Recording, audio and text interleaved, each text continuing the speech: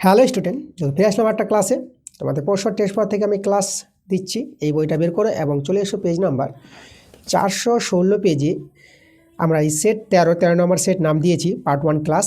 এই পার্ট 1 ক্লাসে 1 থেকে 4 অবধি তোমাদের এমসিকিউ এবং এসিকিউ অঙ্কগুলো করে দেখাবো, এবং পার্ট 2 ক্লাসে এই সেট থেকে তোমাদের বড় প্রশ্নগুলো দিব। তো চলো আমরা দীর্ঘ করে আজকে ক্লাসে অঙ্কগুলো শুরু করে দেবো। তোমরা তাড়াতাড়ি করে ভিডিওতে লাইক করে দাও, ভিডিওগুলো বন্ধুদের কাছে শেয়ার করে দাও। তো দেখে নেবো আমরা আজকের ক্লাসের 1 নম্বর প্রশ্নটা কী বলছে। কোনো মূলধন 10 বছরের দ্বিগুণ হলে বার্ষিক সরল সুদের হার। দেখো, বার্ষিক সরল সুদের হার বের করতে বলেছে। এখানে কোনো মূলধন দেওয়া নাই।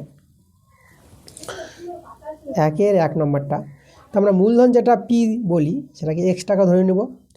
আর 10 বছরের দ্বিগুণ হবে। দ্বিগুণ বলতে সুদ আসল, যেটা সুদ আসলটা হয়ে যাবে। দেখো, x টাকার দ্বিগুণ মানে 2x টাকা হয়ে যাবে সুদ আসল। সুদ আসল জানা থাকলে আমরা সুদ পেয়ে যাব। সুদ যাকে আমরা আয় বলি। তাহলে এখানে সুদ আসল থেকে আসলটা বিয়োগ করবা, তাহলে সুদ পেয়ে যাবা। সুদ পাবা x টাকা। আমাদের সরল সুদের সূত্র আয় সমান সমান পিটি আর বাই 100। আয় হচ্ছে সুদ, পি হচ্ছে আসল, টি হচ্ছে সময়, আর হচ্ছে বার্ষিক সুদের হার। আরটা এখানে বের হবে আমাদের। আয় দেখো, আয় হচ্ছে আমাদের এক্স, আর পি হচ্ছে আমাদের আসল যেটা এক্স আছে, আর টি হচ্ছে আমাদের দেখো যেটা সময়টা 10 বছর বলেছে, আর আর হচ্ছে বার্ষিক সুদের হার, আর নিচে 100। এক্স কেটে গেল, এখানে 1 0 কেটে দিলাম। দেখো এখানে আমরা আর এর মানটা এই যে 10 × 10, দেখো আমরা পেয়ে যাবো 10 মানে 10%। বার্ষিক সুদের হার 10%, বি নাম্বার অপশানটা। পরে আমরা চলে আসবো 1-2 প্রশ্নটা।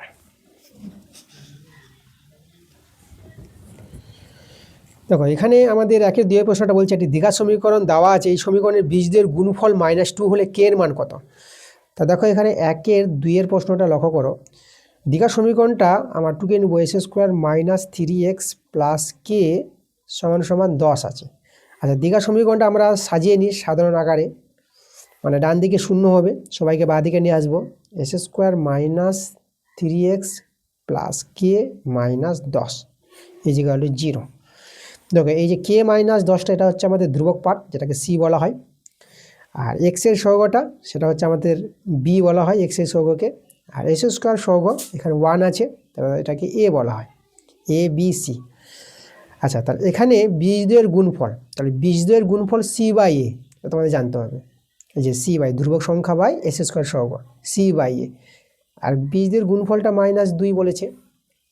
c বলতে দেখো ধ্রুবক পার্টটা k - 10, k - 10। আর এ s² সহগ কিছু নাই, তো 1 নিবা। তা দেখো 1-এর তো দাম নাই, তাহলে কে এর মানটা বের করতে বলেছে এখানে। তাহলে এখানে দেখো -2 আছে, আর এদিকে -10, এদিকে +10 হয়ে যাবে। তাহলে আমরা কে এর মান পেয়ে যাব, এখানে বিয়োগ করে 8 পেয়ে যাব।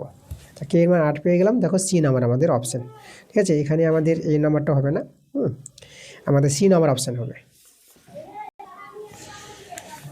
চলো পরের প্রশ্ন আমরা চলে আসবো 1-3 নাম্বারটা।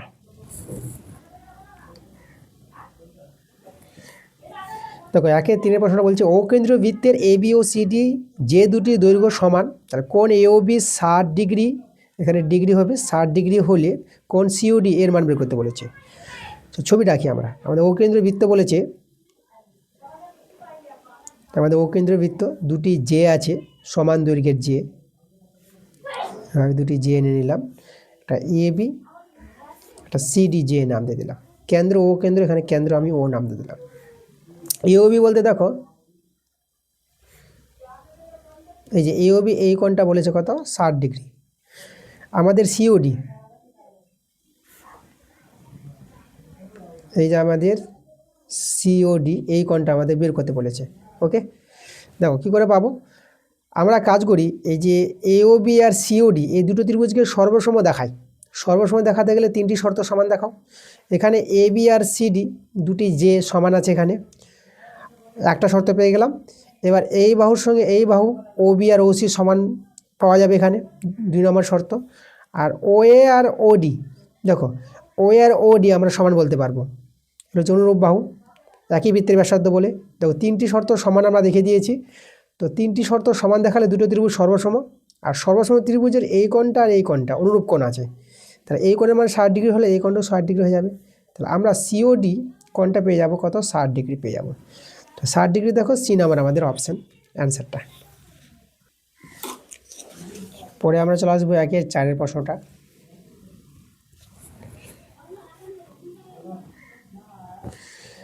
আমাদের এখানে দেওয়া আছে দেখো tan alpha plus cot alpha সমান সমান 2 দেওয়া আছে। তাহলে আমাদের tan to the power 13 alpha plus cot to the power 13 alpha এর মানটা বের করতে বলেছে। আচ্ছা দেখো এখান থেকে আমরা এই সমীকরণ থেকে tan আলফা আর cot আলফার মানটা বের করতে পারবো। চলো আমরা বের করি। tan আলফা cotকে 1/tan করে দিলাম, tan আলফা 2 ভগ্নাংশে যোগ বিয়োগ করো tan আলফা, এটা tan গুণ হয়ে যাবে tan স্কোয়ার আলফা, tan মিলে গেলে এটা 1 নেমে যাবে, থেকে 2 আছে। আচ্ছা বর্জ্য গুণ করে না, tan স্কোয়ার আলফা প্লাস 1 এদিকে হয়ে যাবে 2 tan আলফা। সবাইকে বাদিকে নিয়ে আসবো, tan square alpha minus 2 tan alpha, আগেটাকে নিয়ে আসলাম, তার প্লাস 1টা এখানে বসিয়ে দিলাম 0।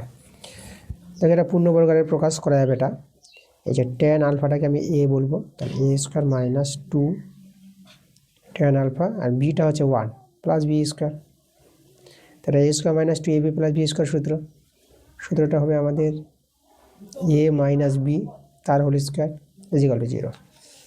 আর শূন্য আছে আমরা স্কোয়ার উঠাতে পারবো, তাহলে আমাদের হয়ে যাবে tan alpha minus 1 equal to 0। তাহলে আমরা tan আলফার মানটা 1 পেয়ে গেলাম। দেখো তাই tan আলফার মানটা আমাদের কাজে লাগবে। এখান থেকে cot আলফার মানটাও বের করতে পারবো। তো আমরা জানি tanকে 1/cot করা যায়, তো এটা আমরা 1/cot আলফা সমান 1 আমি বর্গগুণ করো, তাহলে cot আলফা সমান পেয়ে যাবো 1। দেখো cot আলফার মানটা পেয়ে গেলাম, এই মানটা আমাদের কাজে লাগবে। আমাদের যে রাশিটার মান বের করতে বলেছে প্রশ্নে ছিল আমাদের, এই যে দেখো আমাদের আছে tan to the power 13 alpha plus cot to the power 13 alpha, তাই তো। তাহলে এখানে tan to the power 13 alpha plus cot to the power 13 alpha এর মানটা বের করতে হবে। tan আলফার মানটা দেখো 1 পেয়েছি, তাহলে এখানে 1 পাওয়ারে 13 দিয়ে দিলাম, cot আলফার মান 1, তাহলে cot আলফা 1 আর পাওয়ারে 13। ওকে, এটা আমাদের 1 আছে। 1-এর পাওয়ারে যাই থাক না কেন 1 হবে, এখানেও আমাদের 1 হয়ে যাবে, আর 1 যোগ করে 2 পেয়ে যাবো। দেখো এর মানটা কিন্তু 2 পেয়ে গেলাম, 2 দেখো অপশান আমাদের সি নাম্বার অপশানটা। পরের প্রশ্নটা দেখো, আমরা চলে আসবো 1-5 নম্বরটা। বলছে একটি ঘনকের পার্শ্বতলের ক্ষেত্রফল 256 বর্গমিটার, তাহলে ঘনকটির আয়তন কত? তো ঘনকের পার্শ্বতল কটা থাকবে? ঘনক দেখো, ঘনক হচ্ছে যার তলগুলো বর্গক্ষেত্র, প্রত্যেকটা তল কিন্তু বর্গক্ষেত্র হবে। তো ঘনকের ছবি এভাবে আঁকো, দুটি বর্গক্ষেত্রের তল এভাবে আঁকবা, এইভাবে যোগ করে দাও, এই দেখো। আচ্ছা তাহলে এখানে পার্শ্বতল বলতে দেখো এই যে 4 ধারে 4টি তল আছে, এই 4টি তলকে বলবো পার্শ্বতল। ঘনকের 6টি তল থাকে, 4 ধারে 4টি তল আর উপরে একটা আর নিচে একটা, 6টি তল। তাহলে পার্শ্বতল বলতে 4 ধারে তলগুলো। ওকে, তো একটি তলের ক্ষেত্রে বল দেখো ঘনকের ধারের দৈর্ঘ্য আমি এ ধরে নেব, আর তলগুলো বর্গক্ষেত্র, একটি ধারের ক্ষেত্রফল হচ্ছে কত, 52 স্কোয়ার এ স্কোয়ার, আর 4টি তলের ক্ষেত্রফল, একটি তলের ক্ষেত্রফল হবে এ স্কোয়ার, মানে একটি তল বর্গক্ষেত্র 52 স্কোয়ার, আর 4টি তলের ক্ষেত্রফল পেয়ে যাবা 4a স্কোয়ার। এই হচ্ছে ঘনকের পার্শ্বতলের ক্ষেত্রফল, যেটা কত দেওয়া আছে 256 দেওয়া আছে। ওকে, এখান থেকে আমরা ধারের দৈর্ঘ্যটা বের করব, আর এর মানটা বের করব। কাটাকাটি করো, 4 দিয়ে 4 6 24, 1 4 4 16। তাহলে এর মানটা দেখো এটা 8 পেয়ে যাবা, 64 বর্গমূল 8। আচ্ছা তাহলে এ যদি 8 হয়, তাহলে ঘনকটির আয়তন বের করতে বলেছি, মানে আয়তন হবে ধারের কিউব, মানে 8-এর কিউব। 8-এর কিউব ভাঙাও, এখানে 8-এর কিউব তোমরা 8 × 8 × 8 পেয়ে যাবা, 8 8 64, আর এখানে 8। দেখো এটা গুণ করো, 8 4 32, 8 6 48, 48 আর ওদিকে হচ্ছে আমাদের 3, 48 আর 3 হয়ে যাবে 51, 512 ঘন সেমি আমরা পাবো এককটা। আচ্ছা ঘন মিটার পাবো, যেহেতু এখানে বর্গ মিটারে ছিল, তাহলে এটা তোমরা লিখবা ঘন মিটার। এই হচ্ছে ঘনকের আয়তন। 512 দেখো অপশানে আছে, 512 অপশানগুলোতে নাই, তাহলে ডি নাম্বারে যা আছে কোনোটি নয়, তাহলে এটা কিন্তু অ্যান্সার হবে ডি নাম্বারটা, কোনোটি নয়। দেখো 6 নম্বর প্রশ্নটা, এখানে আমাদের কিছু তথ্য দেওয়া আছে, এই তথ্যের সংখ্যাগুরু মান যদি 15 হয় তাহলে এক্সের মান কত। দেখো সংখ্যাগুরু মান কি জানি, মানে এই তথ্যের মধ্যে যে সংখ্যাটা বেশিবার থাকবে তাকে বলবো সংখ্যাগুরু মান। সংখ্যাগুরু মান যখন 15 বলে দিয়েছে, তার 15টা দেখো বেশিবার হবে, 15 দুবার আছে, 17 দেখো দুবার আছে, তাহলে এক্সের মানটা কত হওয়া দরকার, যেহেতু সংখ্যাগুরু মান 15 বলে দিয়েছে। তো সংখ্যাগুরু মান 15 বলে 15টা বেশিবার থাকবে, তা বেশিবার থাকার জন্য এক্সের মানটাকে কিন্তু 15 হতে হবে। এখানে এক্সের মানটা কত হবে 15, তারপরে এক্সের মানটা যদি 15 হয়ে যায় তো 15টা 3বার হয়ে যাবে, আর 15টা 3বার মানে বেশিবার হয়ে গেল, আর বেশিবার হওয়ার জন্য 15 কি বলবো সংখ্যাগুরু মান, তার জন্য সংখ্যাগুরু মান যদি 15 হয় তাহলে এক্সের মানটা কিন্তু 15 হবে, এখানে এক্সের জায়গায় 15 বসবে, অ্যান্সারটা এক্সের মান 15, যেটা এই নাম্বার অপশানে আছে। পরে আমরা চলে আসবো 2 দাগের প্রশ্নগুলো, শূন্যস্থান পূরণ করো। 1 নম্বরটা বলছি, নির্দিষ্ট পরিমাণ টাকার বার্ষিক নির্দিষ্ট শতকরা হার সুদে 1 বছরের চক্রবৃদ্ধি সুদের পরিমাণ ও সরল সুদের পরিমাণ সমান হয়। এখানে 1 বছর যখন সময়, তখন চক্রবৃদ্ধি সুদ যা হবে সরল সুদ কিন্তু তাই হয়, ঠিক আছে। তাহলে এখানে সমান হবে অ্যান্সারটা। 1 বছরের ক্ষেত্রে কিন্তু সমান হয় চক্রবৃদ্ধি সুদ আর সরল সুদ। এবার 2 বছর 3 বছরের ক্ষেত্রে যখন 1 বছর পার হয়ে যাবে, তখন চক্রবৃদ্ধি সুদ সরল সুদের চেয়ে বেশি হয়। প্রতি বছর আসলের সঙ্গে চক্রবৃদ্ধি সুদ যোগ হয়ে নতুন একটা আসল হয় চক্রবৃদ্ধি সুদের ক্ষেত্রে, তার জন্য চক্রবৃদ্ধি সুদ সরল সুদের চেয়ে বেশি হবে 2 বছর 3 বছর 4 বছর বিভিন্ন বছরের ক্ষেত্রে, 1 বছর ছাড়া। একমাত্র 1 বছর সময়ে চক্রবৃদ্ধি সুদ আর সরল সুদ সমান পাওয়া যায়। চলে আসবো আমরা 2 নম্বর প্রশ্নে। দেখো এখানে 2 নম্বরটা বলছে, 3টি ক্রমিক সমানুপাতি ঋণাত্মক সংখ্যার গুণফল, এখানে ঋণাত্মক সংখ্যা বলেছে, কত বলে দিয়েছে 64, তাদের মধ্য সমানুপাতি বের করতে বলেছে। দেখো এখানে আমরা দেখব, দেখো তিনটি সংখ্যা, দেখো এখানে ঋণাত্মক সংখ্যা এখানে যখন বলেছি, আমরা 3টি ঋণাত্মক সংখ্যা নিয়ে নেব। দেখো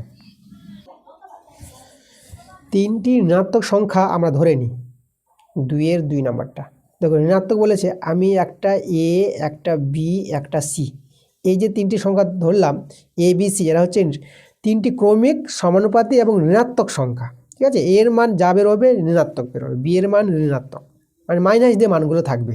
তাহলে আমরা এ বি সিতে ধরে নিলাম যে এদের মানগুলো মাইনাস দিয়ে আছে, ওকে, আমরা এ বি সিতে ধরতে পারবো। তোমাদের কিন্তু মাইনাস নেওয়ার দরকার নাই, যেখানে মাইনাস নিয়ে দেখাতে হবে তারপরে কোনো ব্যাপার না। মানে এর মান ধরো -2 আছে, বি এর মান ধরো -3 আছে, এরকম তোমাদের ধরে নিতে হবে যে মাইনাস দিয়ে মানগুলো আছে। আচ্ছা, এভাবে 3টি ক্রমিক সমানুপাতিক সংখ্যা থাকলে পরে এদেরকে আমরা লিখতে পারবো এ এইচ টু বি সমান সমান বি এইচ টু সি, মানে মধ্যেটা দুবার ফিরে আসবে যেহেতু ক্রমিক সমানুপাতি। তাহলে এখানে এ বাই বি সমান সমান বি বাই সি, এবার বর্গগুণ করো, বি স্কোয়ার সমান সমান এ সি। এবার এই সংখ্যা 3টির গুণফল আবার 64 বলেছে, মানে এ গুণিত বি গুণিত সি, সংখ্যা 3টির গুণফল 64। আচ্ছা, এখানে এসি গুণিত বি এভাবে রাখলাম, এসির মান দেখো বি স্কোয়ার আছে না, তাহলে এসির জায়গায় আমি বি স্কোয়ার লিখে দিলাম গুণিত বি, এদিকে 64, এখানে বি কিউব হয়ে যাবে 64।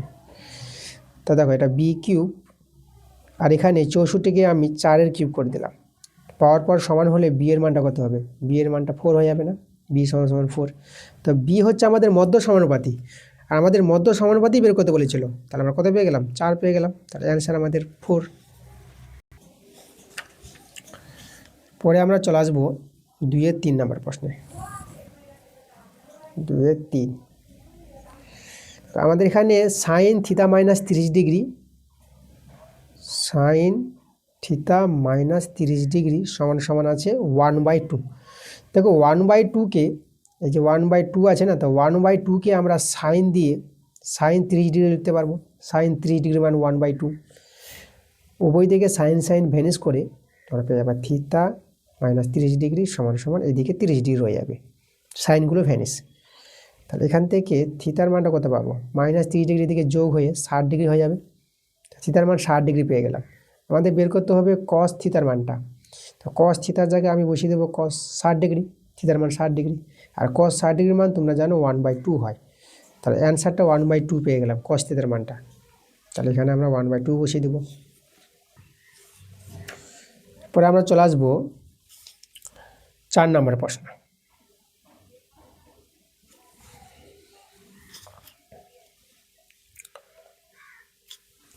দেখো এখানে আমাদের 2-এর 4 নম্বরটা কি বলছে, একই চাপের উপর অবস্থিত বৃত্তস্থ কোণ কেন্দ্রস্থ কোণের কি হয়, বৃত্তস্থ কোণ কেন্দ্রস্থ কোণের অর্ধেক হয়। এখানে কিন্তু অ্যান্সারটা হবে অর্ধেক। এটা অনেকবার ব্যবহার হয়েছে। এই যে আমাদের একটি বৃত্ত, এখানে আমরা কেন্দ্র নিয়ে নিলাম, এইভাবে আমি একটা কেন্দ্রস্থ কোণ নিলাম এ ও বি, কেন্দ্র হচ্ছে ও, বি না, এটা আমাদের বি, এদিকে আমাদের পি, ঠিক আছে। তাহলে এ পি বি চাপের উপর অবস্থিত কেন্দ্রস্থ কোণ, আর বৃত্তস্থ কোণ হচ্ছে এই যে আমাদের যে এ সি বি। তাহলে এই যে আমাদের এসিবি কোণটা। তাহলে আমরা জানি যে একই চাপের উপর অবস্থিত মানে এপিবি চাপ আছে এখানে, দেখো আমাদের বি আছে, বিটা একটু ভালো করে লিখি। ওকে, এপিবি চাপের উপর অবস্থিত কেন্দ্রস্থ কোণ এওবি এবং বৃত্তস্থ কোণ এসিবি। এই কেন্দ্রস্থ কোণটা কী হয়, বৃত্তস্থ কোণের দ্বিগুণ হয়। মানে এটা যেহেতু 30 ডিগ্রি হয় না, তাহলে এটা আমাদের কত হবে, 60 ডিগ্রি হয়ে যাবে। কেন্দ্রস্থ কোণ বৃত্তস্থ কোণের দ্বিগুণ। তাহলে এই বৃত্তস্থ কোণটা কেন্দ্রস্থ কোণ কী হবে, অর্ধেক হবে। দেখো 60 ডিগ্রি আছে তো 30 ডিগ্রি আছে, তাহলে অর্ধেক হবে এটা, ঠিক আছে।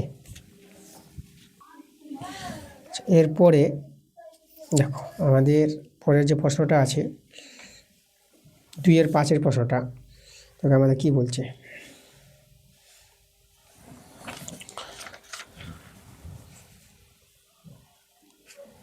একটি নিরেট অর্ধগোলকের সমতল সংখ্যা।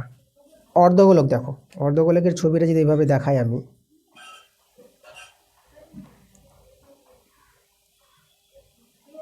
এই যে আমাদের অর্ধগোলক। ওকে, আচ্ছা তাহলে দেখো এখানে এই যে আমাদের অর্ধগোলক আছে, তো অর্ধগোলকের সমতল সংখ্যা, সমতল কটা থাকে অর্ধগোলকের, অর্ধগোলকের তল সংখ্যা দুটি পাবো, একটা হচ্ছে বক্রতল, উপরের তলটা হচ্ছে বক্রতল, আর এই যে তলটা আছে এটা বৃত্তাকার তল, ঠিক আছে, এই তলটা হচ্ছে সমতল। তো বক্রতল সমতল মানে সমতল সংখ্যা বলে একটি কিন্তু তল আছে, এখানে সমতল সংখ্যা একটি হবে। এখানে অ্যান্সারটা তোমাদের দুটি লিখেছে বইতে, দুটি কিন্তু হবে না। অর্ধগোলকের তল সংখ্যা যদি জানতে চাই, ঠিক আছে, অর্ধগোলকের তল সংখ্যা, তো অর্ধগোলকের তল সংখ্যা হবে দুটি, কিন্তু অর্ধগোলকের সমতল সংখ্যা পাবা একটি, কারণ একটা হচ্ছে বক্রতল, একটা হচ্ছে সমতল। এই যে বৃত্তাকার তল যেটা আছে এটাকে সমতল বলবো আমরা, তার সমতল সংখ্যা কিন্তু একটি হবে এখানে। ওকে, এখানে দুটি হবে না, একটি দিবা। পরে আমরা 2-এর 6 নম্বরে চলে আসবো। এখানে কিছু সংখ্যা দেওয়া আছে, এই সংখ্যাগুলির সংখ্যাগুলো মান বের করতে বলেছে। সংখ্যাগুলো মান যে সংখ্যাটা বেশিবার থাকবে, দেখো এখানে 4টা, 2বার, 3বার, 4বার, 5বার, 4 সংখ্যাটা কিন্তু 5বার আছে, মানে সবচেয়ে বেশিবার 4 সংখ্যাটাই এখানে দেখা যাচ্ছে। তাই সংখ্যাগুলো মান হয়ে যাবে আমাদের 4। 3-এর প্রশ্নগুলো সত্য মিথ্যা। যে ব্যক্তি টাকা ধার করেন, মানে যে টাকা ধার করেন মানে ধার নেয় যে ব্যক্তি, ঠিক আছে, যে ব্যক্তি টাকা ধার করেন তাকে বলা হয় অধমর্ণ। ঠিকই বলেছে কথাটা, এটা কিন্তু সত্য হবে। মানে যে ব্যক্তি টাকা ধার করেন বা ধার নেয় সেই ব্যক্তিকে অধমর্ণ বলা হয়। আর যে ব্যক্তি টাকা ধার দেয় সেই ব্যক্তিকে বলা হয় উত্তমর্ণ। এটা হচ্ছে উত্তমর্ণ, যে টাকা ধার দেয় উত্তমর্ণ, আর যে টাকা ধার নেয় তাকে বলা হয় অধমর্ণ। পরের প্রশ্ন আমরা চলে আসবো 3-এর 2 নম্বরটা। এবার 3-এর 2-এর প্রশ্নটা এখানে বলছে, একটি ঘনকের প্রতিটি ধারের দৈর্ঘ্য দ্বিগুণ হলে ঘনকটির আয়তন প্রথম ঘনকের 4 গুণ হবে। চলো আমরা দেখি চেক করে কত গুণ পাওয়া যায়। 3-এর 2 নম্বরটা, ঘনক, দেখো ঘনকের ধারের দৈর্ঘ্য যদি আমি a একক ধরে নিই, তাহলে ঘনকের আয়তন কি, ঘনকের আয়তনের সূত্র হবে ধারের কিউব মানে a কিউব, এটা হচ্ছে ঘনকের আয়তন। এখন ধারের দৈর্ঘ্য দ্বিগুণ বলেছে, মানে a ছিল ধারের দৈর্ঘ্য, দ্বিগুণ বলতে 2a হয়ে যাবে। তো ঘনকের ধারের দৈর্ঘ্য 2a হলে তার আয়তন কত হবে, 2a তার হোল কিউব। এটাকে সরল করো, 2-এর কিউব 8, এটা a কিউব। তো আগের চেয়ে আয়তনটা 8 গুণ হয়ে গেছে। তো ধারের দৈর্ঘ্য দ্বিগুণ করলে আয়তন কিন্তু 8 গুণ হবে, বলেছে 4 গুণ। তাহলে এখানে তোমরা অ্যান্সারটা এটা মিথ্যা বলবা।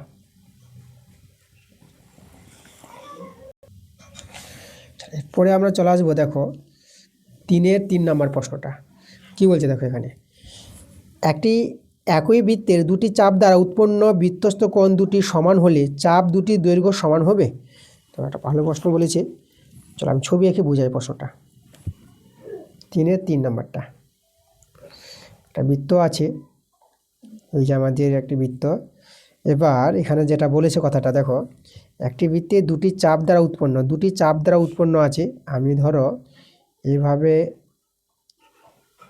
এই যে আমাদের একটি চাপ, মানে এখানে যদি নাম দিই এটা এ বি সি, মানে এসি চাপের উপর অবস্থিত এই যে আমাদের বৃত্তস্থ কোণ এবিসি কোণটা।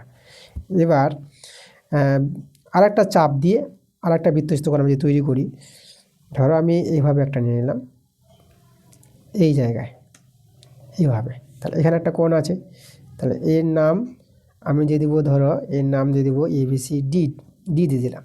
তাহলে আমাদের এই যে একটা সিডি চাপ, তা সিডি চাপের উপর বৃত্তস্থ কোণটা সিবিডি, এই কোণটা। তাহলে এখানে এই যে বৃত্তস্থ কোণ দেখো, একই বৃত্তে দুটি চাপ দ্বারা এই দেখো এই একটা চাপ আর এই একটা চাপ, দুটি চাপ দ্বারা উৎপন্ন বৃত্তস্থ কোণ দুটি, এই যে বৃত্তস্থ কোণ দুটি উৎপন্ন হয়েছে এরা সমান বলে দিয়েছে। মানে এখানে সমান আছে কোণ, মানে এই বৃত্তস্থ কোণটা এবিসি সমান হবে এই বৃত্তস্থ কোণটা, মানে সিবিডি এটা কিন্তু প্রশ্ন বলে দিয়েছে। তাহলে আমাদের কি চাপ দুটির দৈর্ঘ্য সমান হবে? এই চাপ দুটির দৈর্ঘ্য সমান হবে। হ্যাঁ, দেখো এইভাবে বৃত্তস্থ কোণ যদি সমান হয়ে যায় তাহলে চাপের দৈর্ঘ্যটা এটা কিন্তু সমান হবে। এখানে চাপটা যদি বলি এসি চাপ, এই যে এসি চাপ সমান সিডি চাপ হয়ে যাবে, এসি চাপ সমান সিডি চাপ। ওকে, আচ্ছা কেন হয় এটা তোমাদের আমি আরেকটা ছবি এঁকে দেখাই। দেখো তোমাদের কারণটা ভালো করে বুঝিয়ে দিই। আমরা জানি যে একই বৃত্তাংশস্থ সকল কোণের মান সমান হয় না। যেরকম আমি এই দেখো এই একটি এটা হচ্ছে এ বি সি, এই যে এসি চাপের উপর এই বৃত্তস্থ কোণ, আমি আর একটি বৃত্তস্থ কোণ নিয়ে নিলাম যেটা এসি চাপের উপরই আছে। এসি বৃত্ত চাপের উপর এবিসি একটি বৃত্তস্থ কোণ আর এটা এডিসি একটি বৃত্তস্থ কোণ। দেখো তাহলে একই বৃত্ত চাপের উপর সকল বৃত্তস্থ কোণগুলো কিন্তু সমান হয়, ঠিক আছে, একই বৃত্তাংশস্থ কোণ সমান। তাহলে এই যে কোণগুলো সমান, তা দেখো কোণ যখন সমান হবে চাপটা কিন্তু একই থাকবে, তা চাপের দৈর্ঘ্যটা একই হবে। বৃত্তস্থ কোণ যদি সমান হয়ে যায় চাপের দৈর্ঘ্য কী হবে? সমান হবে। তার জন্য এই যে চাপের দৈর্ঘ্যগুলো সমান হবে। তাহলে এখানে কথাটা ঠিক বলেছে, তা সত্য হবে কথাটা। পরে আমরা চলে আসবো 4 নম্বর প্রশ্নে, 3-এর 4 নম্বর। এখানে দেখো এক্স ভেরিয়ে জেড এবং ওয়াই ভেরিয়ে জেড হয়, তবে এক্স ওয়াই ভেরিয়ে জেড হবে। চলো আমরা চেক করি। দুটি ভেদ আছে, এক্স ভেরিয়ে জেড আছে, আর একটা ভেদ আছে ওয়াই ভেরিয়ে জেড আছে। আমরা ভেদ প্রথমে তুলে দিব। তো এটা এক্স সমান K1 জেড পাবো, আর এখানে ওয়াই সমান K2 জেড পাবো। পাশে বলে দেবা যেখানে K1 আর K2 হলো অশূন্য ভেদ ধ্রুবক। এবার দেখো এখানে আমরা করব কি, এখানে দেখো গুণ করে নেবো। এই যে এখানে আমাদের যে এখানে দেখো এক্স ওয়াই আছে না, তাই এই যে এক্স ওয়াই গুণ করলে এক্স ওয়াই পাওয়া যাবে। তো গুণ করলে দেখো এক্স ওয়াই এটা হবে এইদিকে K1 জেড গুণিত K2 জেড। তাহলে এক্স ওয়াই সমান দেখো আমরা পেয়ে যাবো এদিকে K1 K2 জেড স্কোয়ার পেয়ে যাব। তাহলে এক্স ওয়াই সমান K1 K2টাকে আমি একটা ছোট ধ্রুবক এন নিয়ে নিলাম। ওকে, আর এখানে আমরা দেখো কি করব, এটাকে আমি এটা জেড স্কোয়ার আছে বসিয়ে দিলাম, শুধু K1 K2 ধ্রুবকটাকে একটা ভালো ধ্রুবক নিয়ে নিলাম এন। এবার সমান ধ্রুবক তুলে দিলে পরে দেখো এক্স ওয়াই ভেরিয়েস হয়ে যাবে আমাদের জেড স্কোয়ার। তাহলে এক্স ওয়াই ভেরিয়ে জেড স্কোয়ার পাওয়া যাচ্ছে, কিন্তু আমাদের এখানে আছে কত? এক্স ওয়াই ভেরিয়ে জেড আছে। দেখো এক্স ওয়াই ভেরিয়ে জেড হবে না, জেড স্কোয়ার হবে। তাহলে এখানে এক্স ওয়াই ভেরিয়ে জেড বলেছে, এটা সত্য হবে না, এটা তোমরা মিথ্যা দেবা অ্যান্সারটা। দেখো বইতে অ্যান্সারটা সত্য লিখেছে, কিন্তু সত্য তো পাওয়া যাচ্ছে না। দেখো আমাদের কিন্তু জেড স্কোয়ার চলে আসছে। দেখো জেড আসলে পরে সত্য হতো, আসলে জেড স্কোয়ার, তার জন্য অ্যান্সারটা মিথ্যা দিয়ে দেবা। পরের প্রশ্নে আমরা চলে আসবো 3-এর 5 নম্বর প্রশ্নে। 3-এর পাশের প্রশ্নটা দেখো কি বলছে, ত্রিভুজ এবিসি এর বি কোণটা 90 ডিগ্রি, মানে একটা এবিসি ত্রিভুজটা সমকোণী ত্রিভুজ আছে। দেখো আমাদের সমকোণী ত্রিভুজ বি কোণটা, তো এটা এ, এটা বি নাম দেব, এই কোণটা সমকোণ, এটা C. R A B R BC সমান, এই দুটো বাহু আমাদের সমান আছে, তাহলে এই দুটো বাহু সমান হলে এই দুটো কোণ সমান হবে। দেখো এই কোণটা 90 ডিগ্রি, আর এই দুটো বাহু সমান যখন, তাহলে এই দুটো কোণ যে সমান, তো এরা কিন্তু 45 ডিগ্রি করে আসবে। এই কোণটা 45 ডিগ্রি পাবা, আর এই কোণটাও 45 ডিগ্রি হয়ে যাবে, কারণ 45 45 90 ডিগ্রি, আর এ 90, তাহলে আমাদের তিনটি কোণ মিলে 180 ডিগ্রি। তাহলে এখানে সি কোণ যেটা দেখো, সি কোণটা কিন্তু 60 ডিগ্রি বলেছে, সি কোণ কিন্তু 60 ডিগ্রি হবে না, সি কোণটাতে 45 ডিগ্রি পাচ্ছি, তাহলে এখানে আমাদের মিথ্যা হবে অ্যান্সারটা। পরের প্রশ্ন দেখো 6 নম্বরটা, এই যে আমাদের তথ্যগুলি আছে সংখ্যাগুলো, এদের মধ্যমা 18 বলেছে, তাহলে আমরা মধ্যমা বের করে দেখব যে মধ্যমাটা কত বের হয়। তা মধ্যমা পাওয়ার জন্য সংখ্যাগুলো ছোট থেকে বড় আকারে সাজাও। দেখো ছোট বলতে আমরা 3 দেখতে পাচ্ছি, তারপরে আছে আমাদের 5, 3 5, তারপরে ছোট কি আছে দেখো 3 5, তারপরে 14 আছে 14, তারপরে আছে 18, তারপরে আছে 20। তাই এদের মধ্যমা বলতে দেখো এইদিকে, এই যে এদিকে 2 জন বাদ, এদিকে 2 জন বাদ, মধ্যে কে আছে 14, তাহলে মধ্যমা কিন্তু 14 পাবো, বলেছে 18, এখানে তুমি অ্যান্সারটা মিথ্যা লিখবা, অ্যান্সার মিথ্যা হয়ে যাবে। চলো পরে আমরা চলে আসবো 4-এর প্রশ্নগুলো।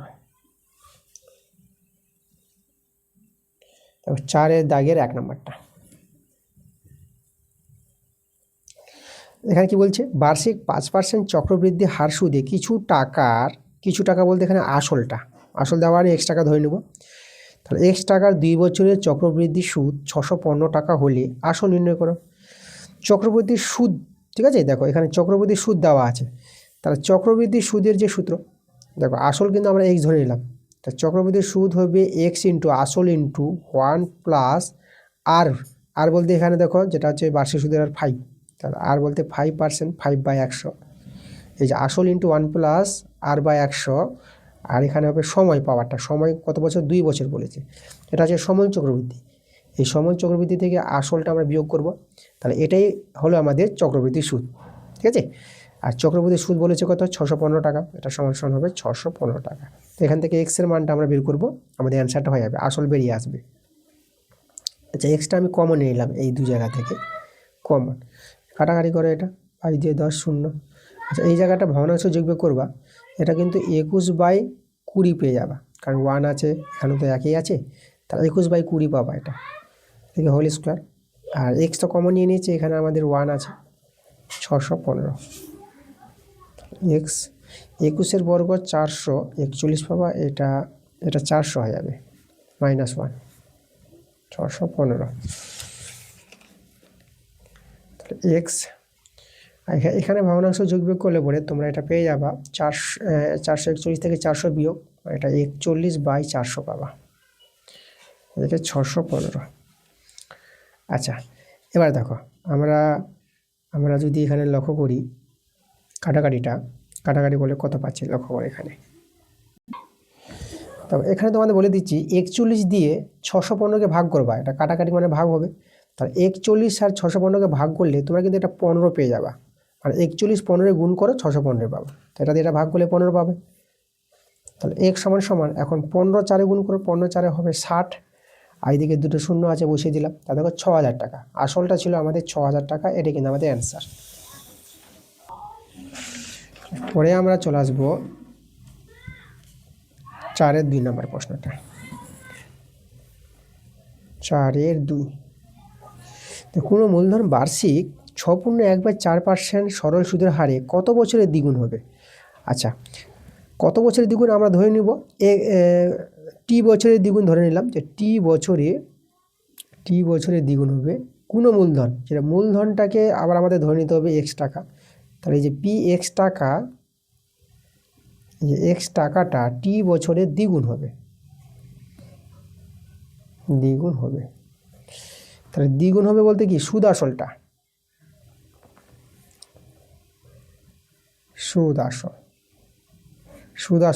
x টাকার দ্বিগুণ বলতে সুদ আসলটা 2x হয়ে যাবে, তাহলে আসল x টাকা আর সুদ আসল 2x টাকা, তাহলে আমরা সুদ পেয়ে যাব, সুদ সমান দেখো সুদ আসল থেকে আসলটা বাদ দিব, তাহলে আমাদের x টাকা হয়ে যাবে আমাদের সুদ।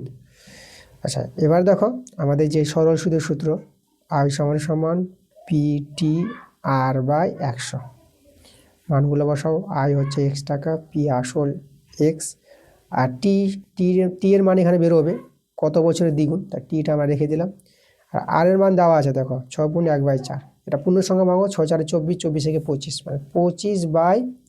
100টা আমি 1/100 এভাবে করে দিলাম। চলো এখান থেকে আমরা টি এর মানটা পেয়ে যাব। সরি, এটা টিটা কেটে দিচ্ছি আমি, এটা টিটা থাকবে, এক্সটা কাটবে, যে এক্স এখানে 1, 25 4 100।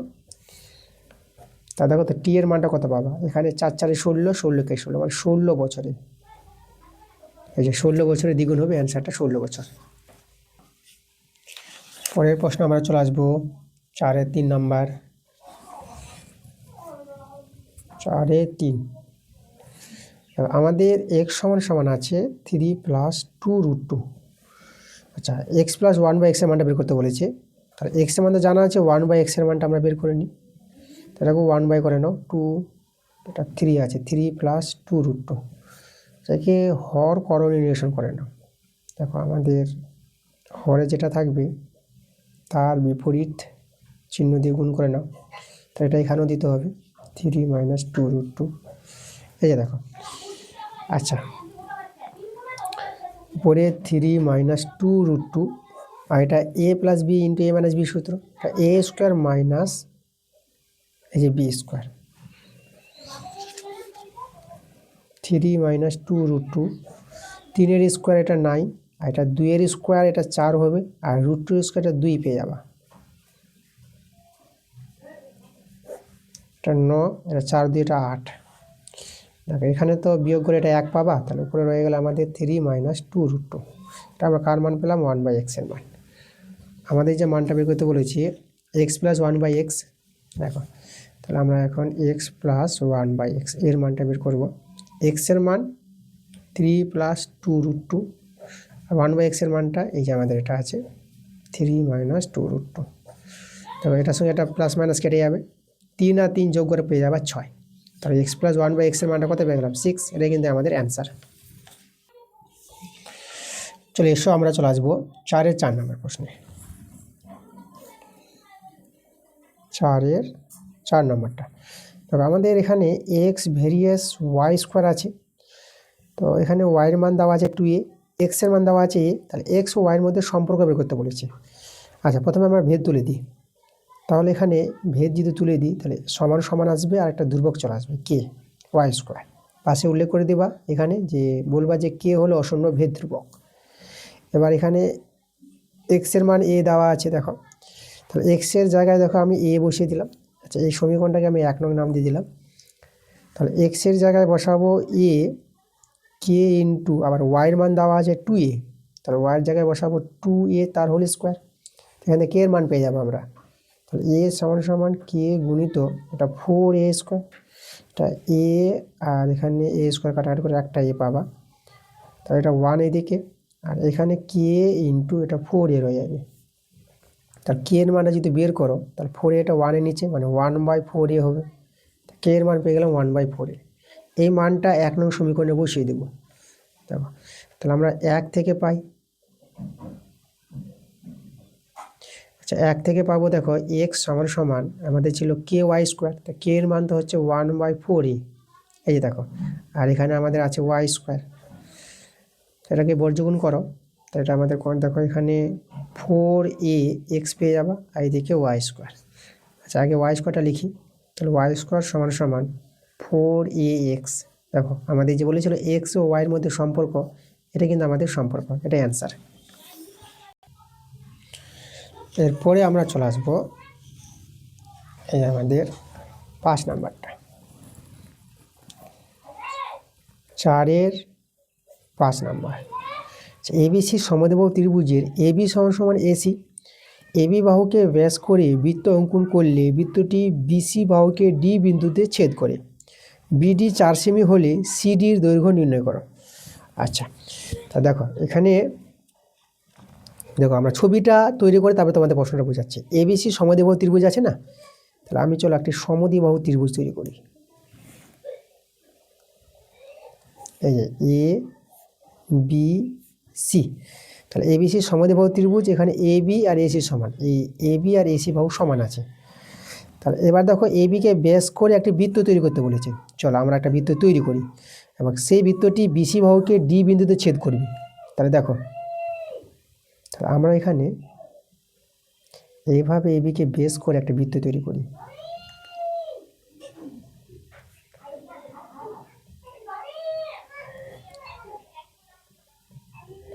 যাই হোক, আমাদের ছবিটা একটু ভালো হচ্ছে না। এইভাবে আমাদের একটি বৃত্ত তৈরি হবে, বৃত্তটা একটু খারাপ হয়ে গেছে। তাহলে এই জায়গায় দেখো, এখানে আমাদের এই যে বিসি বাহুকে বলেছে ডি বিন্দুতে ছেদ করবে, এই দেখো এই জায়গায়। আর বিডি, এই যে বিডি দৈর্ঘ্য, এই বিডি দৈর্ঘ্য আমাদের 4 সেমি বলেছে। আর এই সিডি দৈর্ঘ্য, এই সিডির মানটা আমাদের বের করতে বলেছে। আচ্ছা, আমি অঙ্কন করি, এখানে এডি যুক্ত করে নেব। এই যে দেখো, আমি এডি যোগ করলাম। আচ্ছা, এখানে দেখো এই যে এবিকে বেস করে যে বৃত্ত তৈরি করা হয়, বৃত্ত অঙ্কন করা হয়েছে। তাহলে এখানে এটা এবিটা ব্যাস, আর এটা হচ্ছে দেখো এই যে কোণটা, এটা হচ্ছে বৃত্তস্থ কোণ, মানে এডিবি কোণটা বৃত্তস্থ কোণ। তো ব্যাস নিয়ে বৃত্তস্থ কোণ, যাকে অর্ধবৃত্তস্থ কোণ বলা হয়। তাহলে অর্ধবৃত্তস্থ কোণ সমকোণ, মানে এটা 90 ডিগ্রি হবে। তাহলে এই কোণটা কিন্তু আমরা কিন্তু 90 ডিগ্রি পেয়ে যাচ্ছি। তাহলে এদিকে 90 ডিগ্রি হলে পরে, তাহলে এদিককার কোণটা দেখো বিসিতে সরলরেখাংশ। তাহলে আমাদের এক সরলরেখাংশ হচ্ছে আমাদের 180 ডিগ্রি। তাহলে এই কোণটা আমাদের 90 ডিগ্রি হয়ে যাবে, 90 90 180 ডিগ্রি। তাহলে দুটো ত্রিভুজ আমরা কি সমকোণী ত্রিভুজ পেয়ে গেলাম। এখন এই দুটো ত্রিভুজকে আমরা সর্বসম প্রমাণ দেখাতে পারবো কিভাবে। দেখো, 1 নম্বর শর্ত দুটো কোণ সমান, 2 নম্বর শর্ত এডি তার সাধারণ বাহু, 3 নম্বর শর্ত দিয়ে দেবা এ বি সমান সমান এসি। এটা তো প্রশ্নে বলেই দিয়েছে, সমদ্বিবাহু ত্রিভুজ এ বি সমান সমান এসি। দেখো, এই দুটো ত্রিভুজ থেকে 3টি শর্ত সমান দেখাতে পারলাম। এই কোণের সঙ্গে এই কোণ সমান, এডি সাধারণ বাহু, এই বাহুর সঙ্গে এই বাহু সমান। তো দুটো ত্রিভুজ থেকে 3টি শর্ত সমান হলে এই দুটো ত্রিভুজ হয়ে যাবে সর্বসম। তো এই যে দুটো ত্রিভুজ সর্বসম, মানে ত্রিভুজ এ বি ডি সর্বসম ত্রিভুজ এ সি ডি। তো সর্বসম ত্রিভুজে অনুরূপ বাহুর দৈর্ঘ্য সমান হয়, মানে এখানে বিডি সমান সমান সিডি হয়ে যাবে। এটা হচ্ছে অনুরূপ বাহু, সর্বসম ত্রিভুজে অনুরূপ বাহু। তাহলে এই যে দেখো, বিডির দৈর্ঘ্য 4 সেমি হলে সিডির দৈর্ঘ্য আমরা কিন্তু 4 সেমি পেয়ে যাবো। তাহলে অ্যান্সারটা আমাদের 4 সেমি হবে। পরের প্রশ্ন আমরা চলে আসবো। পরের প্রশ্ন দেখো, আমরা আমাদের 416 পেজের অঙ্কগুলো করালাম, এরপরে তোমাদের 417 পেজে চলে আসবো। 417 পেজ দেখো, আমাদের 417 পেজের যে অঙ্কগুলো আছে, 4-এর 6 নম্বর অঙ্কটা তোমাদের এখন দেখাবো আমি। কী বলছে প্রশ্নটা, এখানে 4-এর 6-এর প্রশ্নটা যে আমাদের বলছি, 4-এর 6 নম্বর, দুটি বৃত্তের ব্যাসার্ধের দৈর্ঘ্য 8 সেমি এবং 3 সেমি, তাদের কেন্দ্রদের মধ্যে দূরত্ব 13 সেমি। বৃত্ত দুটির একটি সরল সাধারণ স্পর্শকের দৈর্ঘ্য নির্ণয় করো। খুব ভালো প্রশ্ন। দুটি বৃত্ত আছে, একটি বড় বৃত্ত হবে আর একটি ছোট বৃত্ত হবে, এভাবে আমাদের। তাহলে এখানে কেন্দ্রদের মধ্যে দূরত্ব বলে দিয়েছি, আমি এ বি নিয়ে নিলাম কেন্দ্রদের মধ্যে দূরত্ব। আর সরল সাধারণ স্পর্শক, এই যে দেখো আমরা এটা সি, বিন্দুটা সি, আর এখানে আমরা নাম দিলাম ডি। তাহলে যে সিডি আমাদের সরল সাধারণ স্পর্শক, এই সিডির দৈর্ঘ্য বের করতে হবে, সিডি আমাদের। তা দেখো, সিডি আমরা পেয়ে যাব কীভাবে। তো এখানে আমি এই যে এখানে দেওয়া আছে দেখো, বড় বৃত্তের ব্যাসার্ধ যেটা R1 বললাম, এই R1টা আছে আমাদের 8 সেমি। আর ছোটো বৃত্তের ব্যাসার্ধ, এই যে বড় বৃত্তের ব্যাসার্ধ এসি যেটা R1 বললাম, আর ছোটো বৃত্তের ব্যাসার্ধ বিডি যেটা আমরা R2 নাম দিয়ে দিলাম, এটা হচ্ছে আমাদের 3 সেমি। আর কেন্দ্রদের মধ্যে দূরত্ব যেটা আমাদের এবি, হ্যাঁ এই যে এবি, তাকে আমি ডি ধরে নিলাম, সেটা আমাদের দেওয়া আছে কত, 13 সেমি।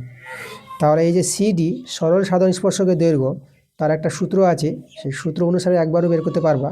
এবার সূত্রটা কী করে হয় আমি বুঝিয়ে দিব। সূত্রটা হবে দেখো যে এইভাবে, যে এই যে D square minus R1 minus R2 তার হোল স্কোয়ার। এই যে দেখো, এটা হচ্ছে আমাদের সূত্র। তাহলে সূত্রটা কী করে হচ্ছে তোমাদের একটু বলি। দেখো, আমাদের এখানে এই যে এ বিটা দেওয়া আছে 13 সেমি। তা আমরা করব কি, এই যে এ বি এর সমান্তর সরলরেখা ডি বিন্দু দিয়ে, মানে বি এর একটা সমান্তর সরলরেখা আমরা অঙ্কন করব এইভাবে। তো এটা আমরা পি নাম দিয়ে দিলাম। আর এখানে দেখো আমাদের এই যে এ বির সঙ্গে এই যে ডিপির সমান্তরাল হবে, আর এপির সঙ্গে এটাও সমান্তরাল হবে, কারণ এই কোণগুলো কিন্তু 90 ডিগ্রি। এই যে দেখো স্পর্শক স্পর্শক স্পর্শকের উপর স্পর্শ বিন্দুগামীর যে ব্যাসার্ধ এটা পরস্পর লম্ব হয়, এই কোণটা 90 ডিগ্রি হবে, এখানেও 90 ডিগ্রি হবে। তাহলে এই যে সরলরেখাগুলো যে লম্ব আছে সিডির পর, তাহলে এখানে এসি সমান্তরাল বিডি হবে, তাহলে এপিটা সমান্তরাল বিডি হবে। মানে এখানে এ বি ডিপি এটা আমরা কিন্তু একটা আয়তক্ষেত্র পেয়ে গেলাম। তাহলে এখানে আমাদের পিডিটা হয়ে যাবে 13 সেমি। এই যে পিসি দৈর্ঘ্য দেখো, এটা আমরা কী করে পাবো? তাহলে এখানে এই যে আমরা পিসিটা যদি বলি, পিসি হবে পুরো এসি থেকে এপি বাদ, এই যে এসি থেকে এপি, এসি হচ্ছে R1 আর এপি আর বিডি তো সমান আয়তক্ষেত্র বলে, তাহলে এখানে বিডি হচ্ছে R2, তাহলে এখানে আমি R2 বসাতে পারবো। এবার দেখো এখানে, এবার এই যে আমাদের আছে পিসিডি ত্রিভুজটা, এটা তো সমকোণী ত্রিভুজ। সমকোণী ত্রিভুজের দেখো আমি কিন্তু পিসির মান বের করে নিয়েছি এটা, আর এখানে অতিভুজ হচ্ছে পিডি।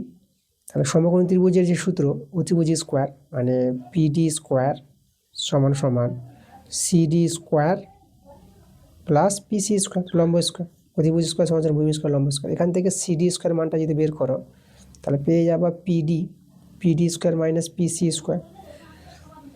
তাহলে এখানে সিডি মান বের করলে এটা √/, চাপিয়ে দাও। পিডি হচ্ছে দেখো, এই যে পিডি 13 সেমি আমরা পেয়েছি, তো এটা হচ্ছে আমাদের 13 কেন্দ্রদের মধ্যে দূরত্ব যেটা আছে, আর এটা হচ্ছে 13 স্কোয়ার মাইনাস, আর পিসি হচ্ছে দেখো R1 মাইনাস R2, মানে R1 মাইনাস R2, আর স্কোয়ার আছে মানে হোল স্কোয়ার দেবো। তো দেখো ওই জিনিসটা কিন্তু আমাদের এসেছে, ঠিক আছে। তাহলে এখানে মানগুলো যদি বসাও, তাহলে এটা হচ্ছে আমাদের ডিটা হচ্ছে 13 স্কোয়ার, আর R1 আমরা পেয়েছি 8, আর R2 আছে আমাদের 5, তার স্কোয়ার। এটা সরল করে আমাদের অ্যান্সার চলে আসবে। ওকে, সূত্রটা কী করে হয় তোমাদের কিন্তু আমি বুঝিয়ে দিলাম। তাহলে এখানে 13 এর বর্গ 169, এটা তোমাদের বিয়োগ করে এটা কত পাবো? 8 থেকে সরি, এটা আমাদের 5 লিখে দিয়েছি, এটা 3 হবে, এটা 3 সেমি আছে। 8 থেকে 3 বিয়োগ এটা 5, 5 এর স্কোয়ার 169, এটা হবে 25, এটা বিয়োগ করে তোমরা 144 পেয়ে যাবে, 144 বর্গমূল 12। তাহলে সিডি দেখো সরল সাধারণ স্পর্শকের দৈর্ঘ্য আমরা 12 সেমি পেয়ে গেলাম, এটা কিন্তু আমাদের অ্যান্সার। এখানে আমরা পরে চলে আসবো পরের প্রশ্নে।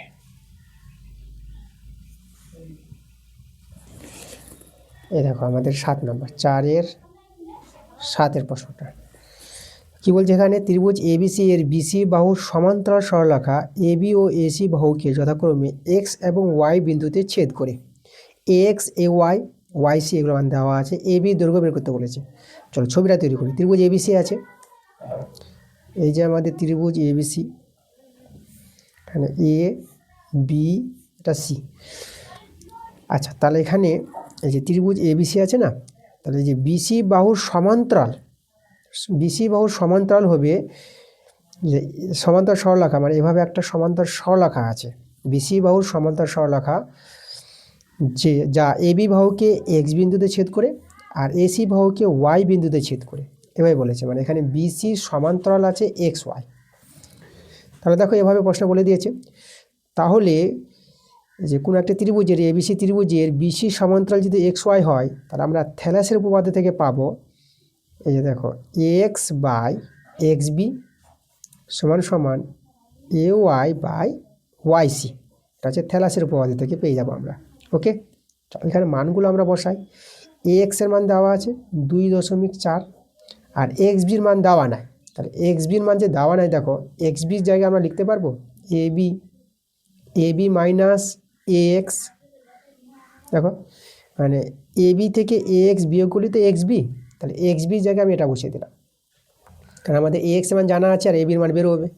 আর এ ওয়াইয়ের মান কিন্তু দেওয়া আছে, এ ওয়াই আছে 3.2, ওয়াই সির মান দেওয়া আছে এটা 4.8। আচ্ছা দেখো এখান থেকে আমরা এ বির মানটা পেয়ে যাব। যেখানে তোমরা কাটাকাটি করতে পারো, দেখো দশমিক, একটার পর দশমিক উঠিয়ে দিলাম। এখানে 8 দিয়ে কাটাকাটি করো, 8 3 24 আর 8 4 32।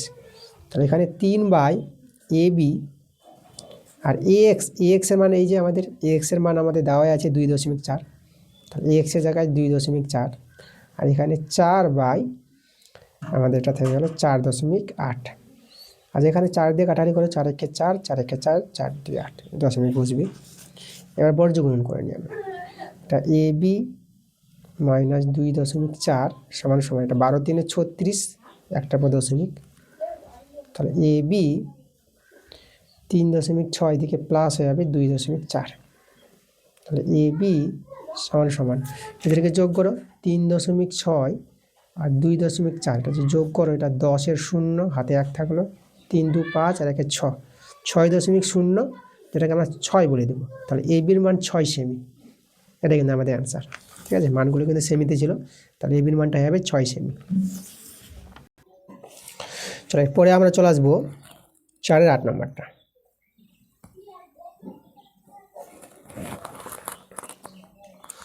এখানে বলেছে একটি বৃত্তে 220 সেমি বৃত্তের দৈর্ঘ্যের বৃত্তচাপ বৃত্তের কেন্দ্রে 63 ডিগ্রি পরিমাপের কোণ উৎপন্ন করলে বৃত্তের ব্যাসার্ধের দৈর্ঘ্য নির্ণয় করো। আমাদের একটি বৃত্ত আছে, দেখো এইভাবে বলেছে কথাটা।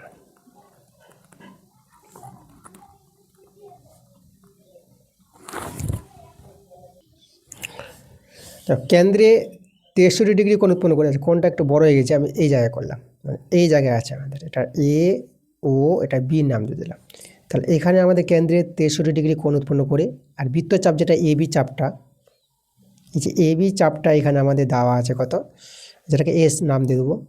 তাহলে এখানে এবি চাপ এস সমান সমান বলে দিয়েছি 220 সেমি আছে, 220 সেমি।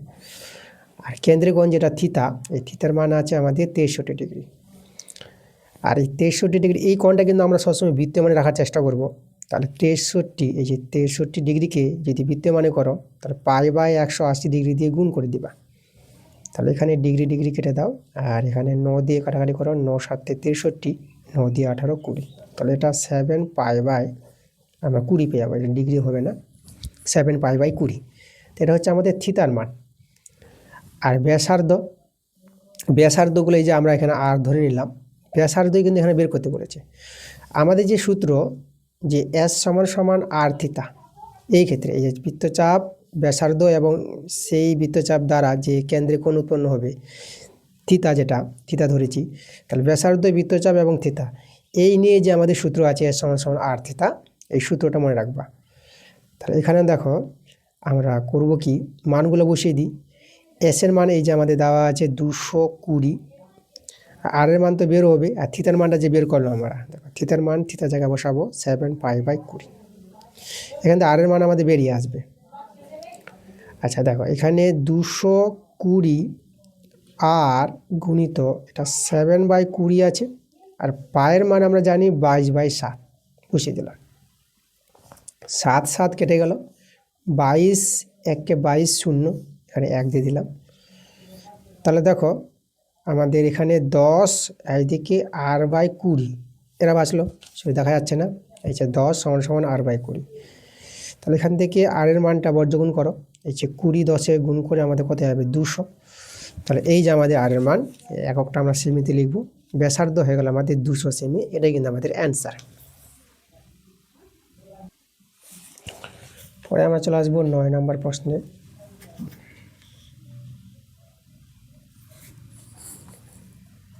চারের 9, আর কস থিতা সমান সমান 2√3, 1 নম্বর, আর সাইন থিতা সমান সমান 2, হচ্ছে আমাদের 2 নম্বর। তাহলে এখানে 2/1, 2/1 করো, তাহলে এটা হবে আর সাইন থিতা, এটা হবে আর কস থিতা, এখানে 2/2√3, এটা পেয়ে যাবা। আর কেটে দাও, sin/cos এটা tan পাবা, এখানে 2 দিয়ে কাটো, এটা 1/√3 পাবা। আচ্ছা এখানে 1/√3 tan 30 ডিগ্রির মান, tan ভেনিস করে থিতার মানটা পেয়ে গেলাম, দেখো 30 ডিগ্রি, আমাদের একটা অ্যান্সার হয়ে গেছে।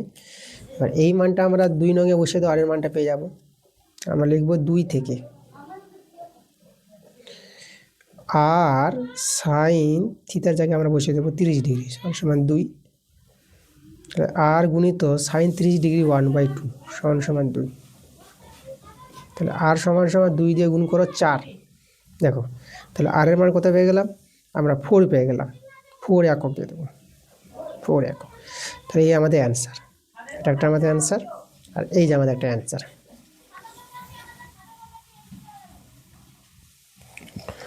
পরে আমরা চলে আসবো 10 নাম্বারটা, 4-এর।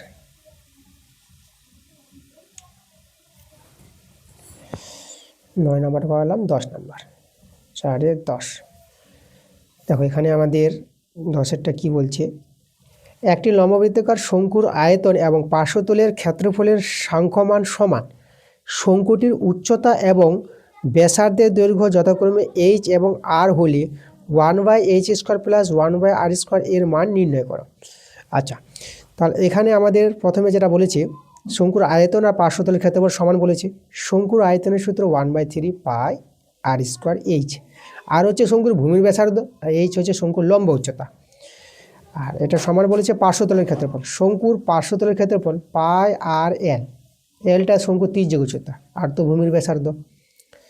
চলো এখানে আমরা দেখো এই যে আর এইচ এর মধ্যে যে সম্পর্ক আছে, এই মানটা বের করার চেষ্টা করবো। এখান থেকে কিন্তু মানটা বেরিয়ে আসবে, আমরা এল এর মানটা এখান থেকে সরাবো। আর এখানে তোমাদের জানতে হবে যে l² সমান সমান হবে r² প্লাস h², এটা অনেকবার দেখিয়েছি, ঠিক আছে। এল হচ্ছে শঙ্কুর ত্রিজ্য উচ্চতা, আর এটা হচ্ছে আর ভূমির ব্যাসার্ধ, আর এইচ ত্রিজ্য উচ্চতা, আর আর এইচ নিয়ে যে সূত্রটা, ঠিক আছে। তাহলে এখানে পাই পাই আমরা কেটে দেবো, এখানে r², এখানে আর, তাহলে এখানে একটা আর রয়ে যাবে। আচ্ছা, তাহলে এখানে আমাদের দেখো এদিকে আর আর এইচ, আর এখানে আমাদের রয়ে যাবে শুধু এল। উভয় পক্ষে বর্গ করলাম, r² h², এটা হবে l², r² h²। দেখো l² মান এই যে এখানে, এই যে শঙ্কুর ত্রিজ্য উচ্চতা, ভূমির ব্যাসার্ধ আর লম্ব উচ্চতা নিয়ে যে সূত্রটা, l² সমান সমান, মানে এটা হচ্ছে অতিভুজ স্কোয়ার সমান সমান ভূমি স্কোয়ার প্লাস লম্ব স্কোয়ার, সমকোণী ত্রিভুজ তৈরি করবে। তাহলে এখান থেকে আমরা l² মানটা আমরা বসিয়ে দেবো এখানে, r² প্লাস h²। আমরা কি করব, এই যে r² আর h² আছে না, আমরা r² h² দিয়ে সবাইকে ভাগ করব। r² h² আছে, r² h² দিয়ে ভাগ করে দিলাম সবাইকে।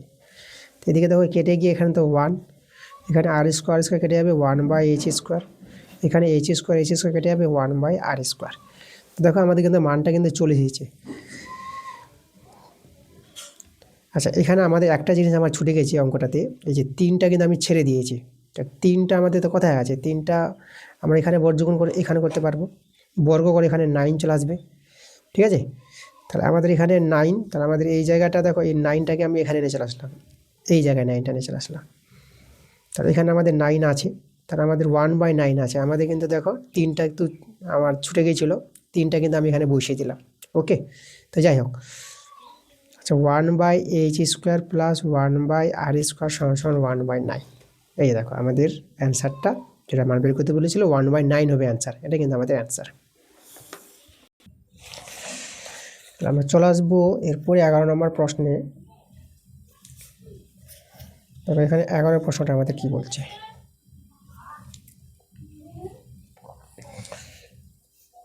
চারের 11 নম্বরটা, লম্ববৃত্তাকার চোঙের উচ্চতা অনুপাত দেওয়া আছে, ভূমির পরিধির অনুপাত দেওয়া আছে, তাদের আয়তনের অনুপাত কত? আচ্ছা দেখো, পরিধি বলতে দেখো এই যেখানে ভূমির পরিধির অনুপাত দেওয়া আছে, তো পরিধি, চোঙের যে পরিধি সেটা আমাদের চোঙের বৃত্তাকার, ভূমিটা থাকবে।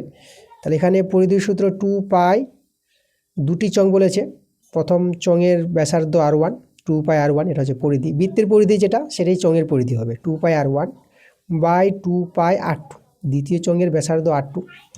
এটা অনুপাত দেওয়া আছে দেখো 3/4, 3:4 বলতে 3/4। আর আবার উচ্চতা অনুপাত, মানে h1/h2, প্রথম চোঙের উচ্চতা h1, দ্বিতীয় চোঙের উচ্চতা h2, এর মানটা দেওয়া আছে 1/2। এখানে 2 কেটে দিলাম, পাই পাই কেটে দিলাম। তাহলে আমাদের এখানে এই যে r1/r2 সমান সমান, এটা আমাদের 3/4। আর h1/h2 মান তো আমরা পেয়ে গেছি। আমাদের চেয়েছে আয়তনের অনুপাত। দেখো চোঙের আয়তন পাই r², মানে r1² h1, আর পাই r2² আর h2। দেখো তাহলে এটার মান দেখো, পাই পাই তো ভ্যানিশ হয়ে যাবে এখানে, এখানে r1² H1 আর R2 স্কোয়ার H2, এটা আমরা R1 বাই R2 তার square R H1 by H2, এই যে দেখো। তাহলে এখানে R1 বাই R2 3/4 তার square R H1 by H2 মানে 1/2, 3 স্কোয়ার 9, 4 স্কোয়ার 16 আর 1/2। তাহলে আমাদের এখানে 9, এটা 16 দিয়ে 32। তা দেখো অনুপাতটা 9:32, আমাদের এটা কিন্তু অ্যান্সার। এই যে আয়তের অনুপাত যেটা, এটা হচ্ছে আমাদের চোঙ দুটির আয়তের অনুপাত 9:32। পরে আমরা চলে আসবো 4-এর 12 নম্বর আজকের ক্লাসের শেষ প্রশ্ন, আমাদের যে পার্ট 1 ক্লাস। এরপরে তোমাদের পার্ট 2 ক্লাস 5 থেকে শুরু হয়ে যাবে। এর পরবর্তী ক্লাসটা তোমরা পার্ট 2 ক্লাস পেয়ে যাবা। চলো আমাদের শেষের প্রশ্নটা কি বলছে, 4-এর 12 নম্বর। একটি পরিসংখ্যান বিভাজনের গড় দেওয়া আছে, সামেশন এফআই এক্স এর মান দেওয়া আছে আর সামেশন এফ এর মান দেওয়া আছে, কে এর মানটা বের করতে বলেছে। দেখো গড় আমরা কি জানি, গড়ের সূত্র হচ্ছে summation f i x i by summation f i, এটা হচ্ছে গড়। এই গড় মানটা আমাদের বলেছে 8.1, ঠিক আছে। তাহলে এখানে মানগুলো বসাই, সামেশন এফআই এক্স এর মান হচ্ছে 132 প্লাস 5k আর নিচে সামেশন এফআই এর মানটা হচ্ছে 20, 8.1। আচ্ছা এখানে 132 প্লাস 5k এটা গুণ করো, এটা দেখো একটা শূন্যের জন্য দশমিকটা উঠে যাবে আর 2 দিয়ে গুণ করলে এটা 162 পেয়ে যাবা। 5k এটা বিয়োগ হবে এর সঙ্গে, 132টার দিকে বিয়োগ হবে 162-র সঙ্গে, বিয়োগ হয়ে এটা 30 পেয়ে যাবা। 5 6 30, কে এর মানটা দেখো আমাদের 6, এটা কিন্তু আমাদের অ্যান্সার। ওকে, তাহলে আমাদের আজকের ক্লাসের অঙ্কগুলো হয়ে গেছে, 1 থেকে 4 অবধি অঙ্কগুলো করে দিয়েছি। কোনো জায়গায় সমস্যা হলে তোমরা অবশ্যই কমেন্ট করে জানাবা। আর ক্লাসটা ভালো লাগলে তোমাদের অবশ্যই ভিডিওতে লাইক এবং ভিডিওগুলো বন্ধুদের কাছে শেয়ার করে দিতে হবে, তাহলে পরবর্তী ক্লাস খুব তাড়াতাড়ি চলে আসবে। তোমরা সবাই ভালো থাকো।